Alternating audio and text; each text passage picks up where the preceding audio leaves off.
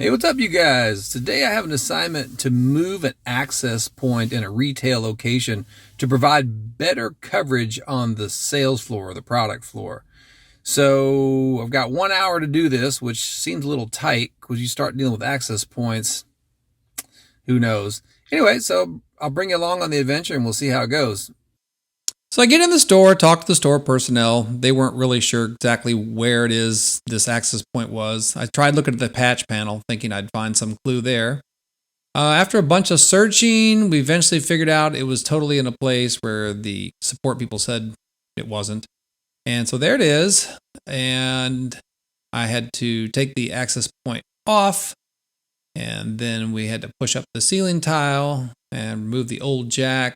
Check to see if I got enough cable so that I could move this without actually having to run a new cable.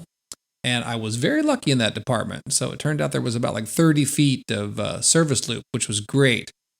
The not so great part was the ceiling was full of this heavy, thick R19 insulation.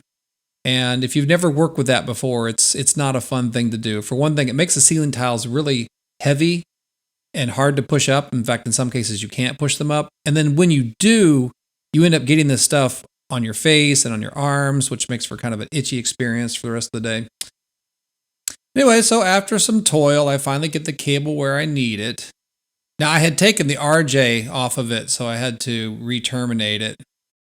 And then after I re-terminated it, I wanted to see if I could find out what cable ID it was so I could test it out. So I put my fluke on there because it'll ID the port number, but unfortunately those switches were not going to give me that information. Oh well.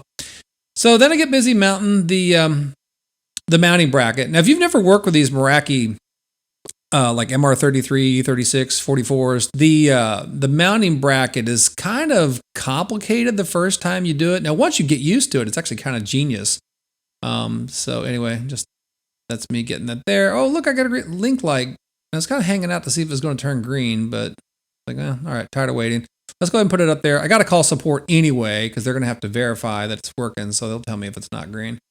Anyway, so it actually was not on the production floor. It was actually like in their stock area was where I ended up putting it. But it ended up working, and so there it is, ready to do its job, the new location, and everybody was happy.